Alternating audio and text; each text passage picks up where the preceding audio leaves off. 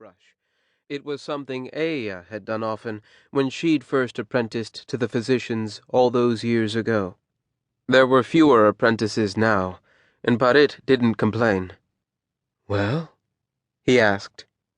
"There's no child in her," Eiah said. "Of course not," he said. "But the signs she does show, the pooled blood, the swelling, the loss of her monthly flow, and yet there's no slackening in her joints, no shielding in her sex. It's a strange mix." "I've seen it before," Eiah said. Parit stopped. His hands took a pose of query. Eiah sighed and leaned against one of the high stools. "Desire," Eiah said. "That's all. Want something that you can't have badly enough, and the longing becomes the disease." Her fellow physician and one-time lover paused for a moment, considering Eiah's words, then looked down and continued his cleaning. "I suppose we should have said something," he said. "There's nothing to say," Eiah said. "They're happy now, and they'll be sad later. What good would it do us to hurry that?" Parit gave the half-smile she'd known on him years before, but didn't look up to meet her gaze. "There is something to be said in favor of truth," he said. "And there's something to be said for letting her keep her husband for another few weeks," Eiah said. "You don't know that he'll turn her out," he said. Eiah took a pose that accepted correction. They both knew it was a gentle sarcasm. Parit chuckled and poured a last rinse over the slate table. The rush of water like a fountain trailed off to small, sharp drips that reminded Eiah of wet leaves at the end of a storm.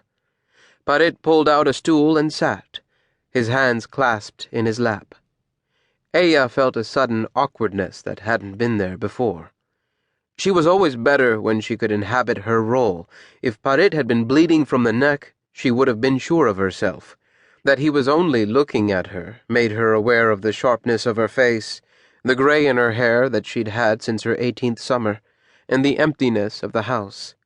She took a formal pose that offered gratitude, perhaps a degree more formal than was needed. "Thank you for sending for me," Eiah said. "It's late, and I should be getting back." "To the palaces?" he said. There was warmth and humor in his voice. There always had been. "You could also stay here." Eiah knew she should have been tempted, at least. The glow of old love and half-recalled sex should have wafted in her nostrils like mulled wine. He was still lovely. She was still alone. "I don't think I could, Parit, she said, switching from the formal to the intimate to pull the sting from it. "Why not?" he asked, making it sound as if he was playing. "There are 100 reasons," Eiah said, keeping her tone as light as his. "Don't make me list them." He chuckled and took a pose that surrendered the game. Eiah felt herself relax a degree, and smiled. She found her bag by the door and slung its strap over her shoulder. "You still hide behind that," Parit said.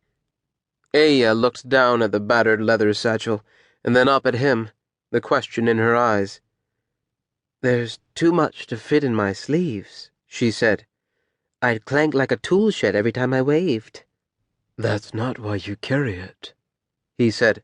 "It's so that people see a physician and not your father's daughter. You've always been like that." It was his little punishment for her return to her own rooms. There had been a time when she'd have resented the criticism. That time had passed. "Good night, Parit, she said. "It was good to see you again." He took a pose of farewell and then walked with her to the door. In the courtyard of his house, the autumn moon was full and bright and heavy. The air smelled of wood smoke and the ocean. Warmth so late in the season still surprised her. In the north, where she'd spent her girlhood, the chill would have been deadly by now. Here, she hardly needed a heavy robe. Parit stopped in the shadows beneath a wide shade tree, its golden leaves lined with silver by the moonlight. Eiah had her hand on the gate before he spoke. "Was that what you were looking for?" he asked.